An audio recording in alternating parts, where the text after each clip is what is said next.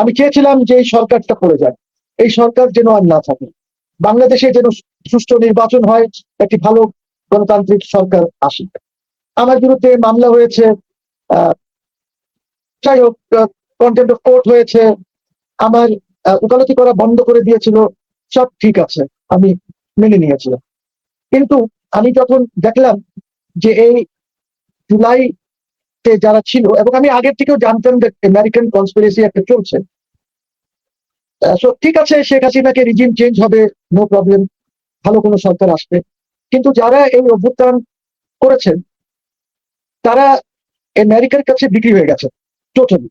এবং ইউনূস যেভাবে সরকার চালিয়েছে, ইউনূস তো সরকার প্রধান হওয়ার কথাই ছিল না।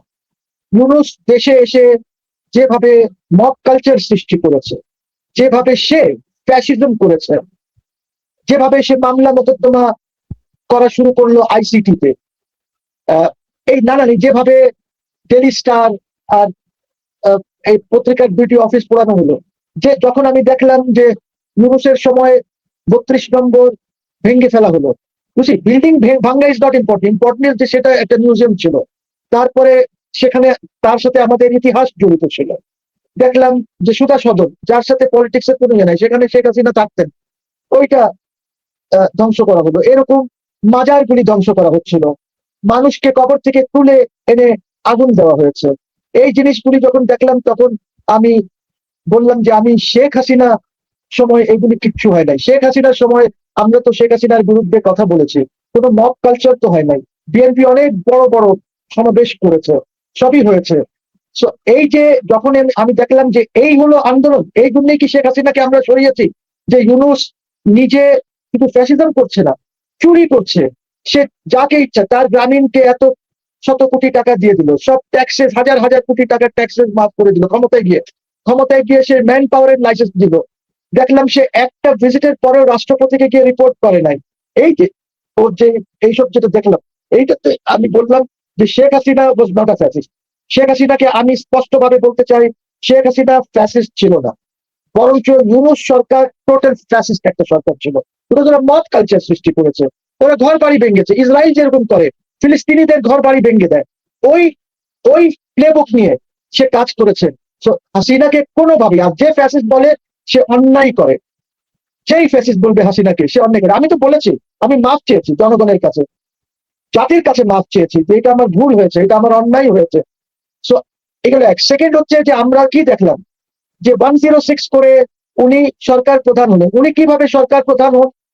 উনি তো সরকার প্রধান হতে পারেন না, বিকজ আমার রাষ্ট্রপতি তো ছিলেন।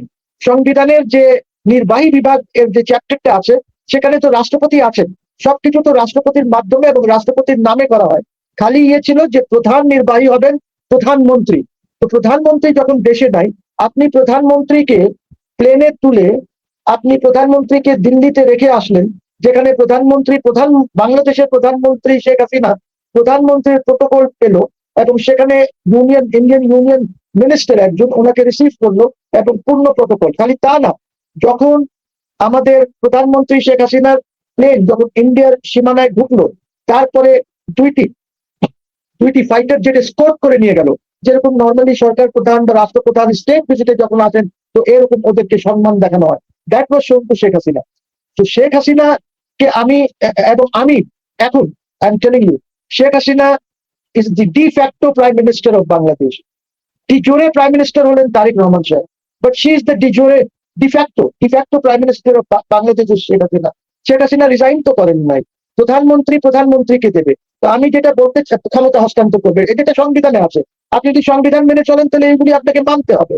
তারপরে আমি বলেছি যে আমি আমার রিট পিটিশন করে বলেছি যে শেখ হাসিনা চলে গেছেন, এখন রাষ্ট্রপতি আছেন।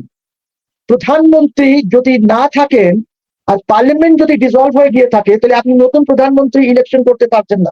তাহলে প্রধানমন্ত্রীর দপ্তরটা নির্বাহী দপ্তর, তো ওই নির্বাহী দপ্তরটা রাষ্ট্রপতির নির্বাহী দপ্তরের ভিতরে ঢুকে যাবে, এবং রাষ্ট্রপতি সরকার চালাবেন। ওনারা যদি 106-তে শপথ নেওয়ার জন্য ওনাদের যদি অনুমতি দিয়ে থাকে, যেটা সুপ্রিম কোর্ট পারে না।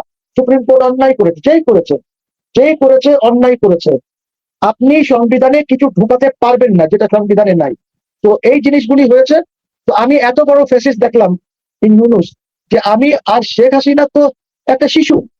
শেখ হাসিনা ফ্যাসিজমের ইসের ভিতরে, গন্ডির ভিতরে, ফ্যাসিজমের গন্ডির ভিতরে ছিল শিশু।